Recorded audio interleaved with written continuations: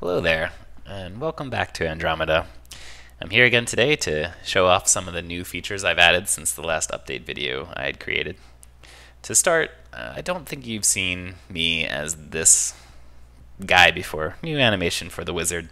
I sort of liked the black wizard sprite that I was using before more as an instructor rather than the protagonist. I thought the protagonist should be sort of a younger guy who knows less about the magic world, and so it made more sense to switch them around.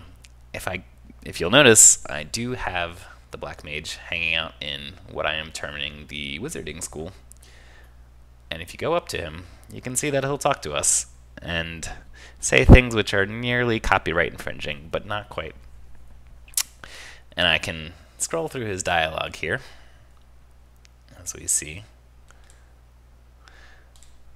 Every once in a while, there'll be a little break for you to go off and play a little bit and come back and talk to him when you're ready. So this is the way in which the player is going to learn how to cast spells in this game.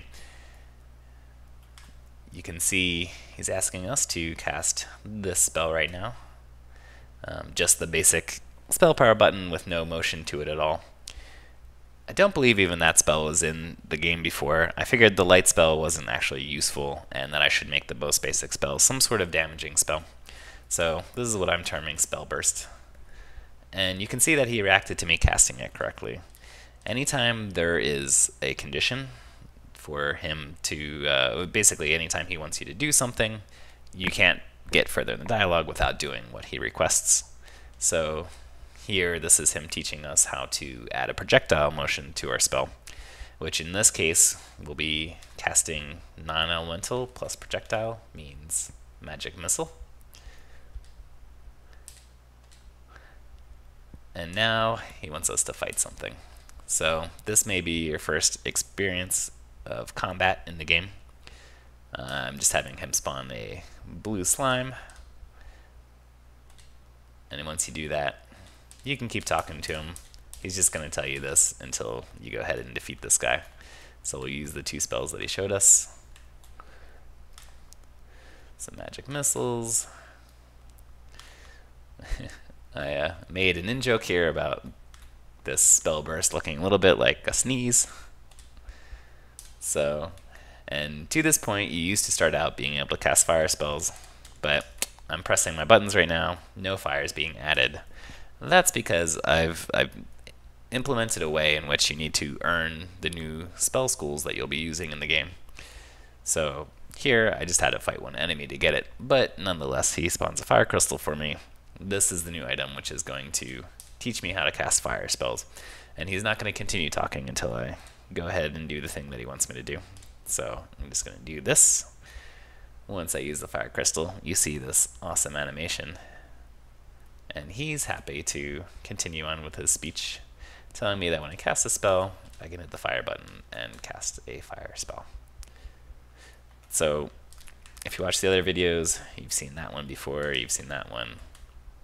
You've also seen this one. For the non-elemental spells, you saw these two. I have a push spell if I do the AoE motion.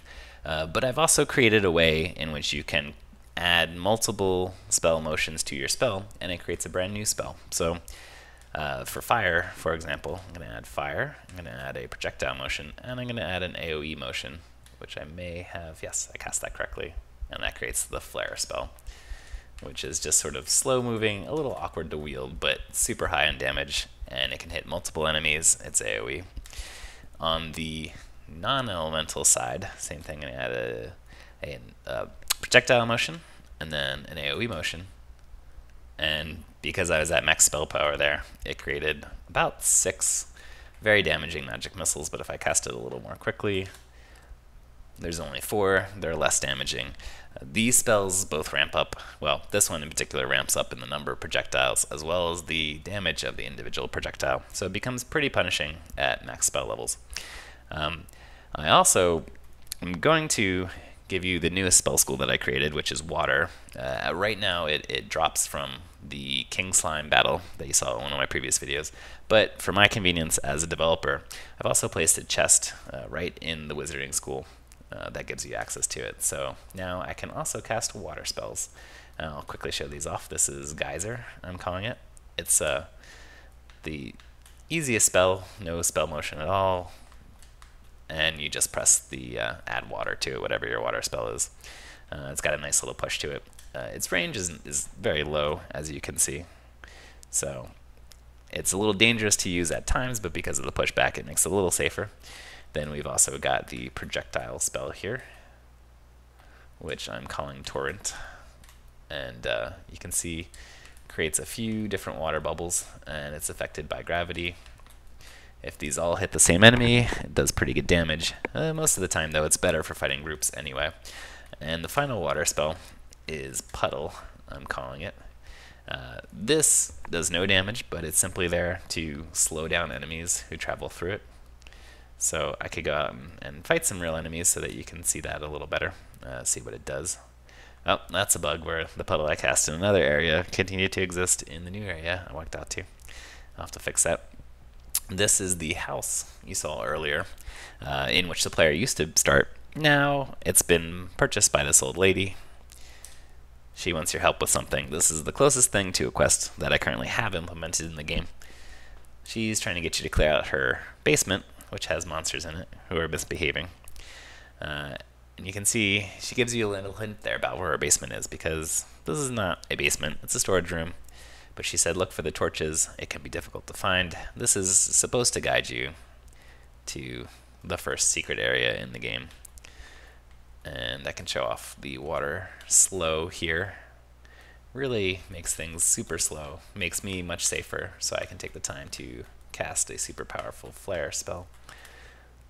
And as that begins to fade, I'm gonna go here, I'm gonna take this potion.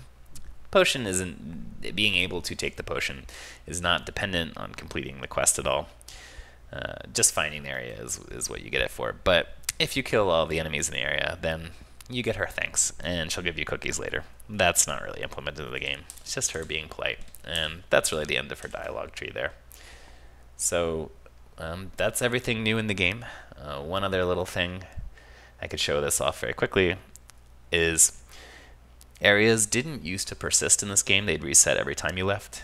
Now everybody remembers where they were when they were last talking to you and which treasure chests were already open, so that you can't keep leaving an area and re-entering and getting the same treasure chest over and over again, which is something I was going to have to do eventually. There might be a monster respawn mechanic, but I don't expect that it'll be every monster respawns every time you re-enter an area.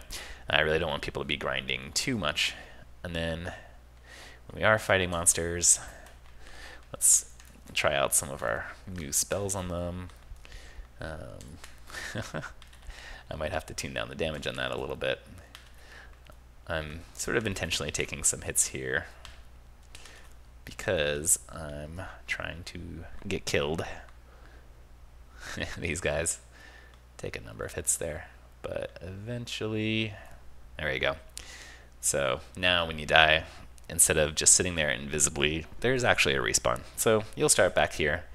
All your levels are the same as before. Nothing's really changed, but if you had something halfway killed before you died and go back to the area, it'll at least get all of its life back. So it shouldn't make it easier to kill a boss. It should just save me the trouble of having to stop the video and create a whole new one now if I die, or really anybody playing the game doesn't have to constantly restart every time they die. So that is all I'm up to at this point, and there will be forthcoming videos as I create more features for the game. Thanks for watching.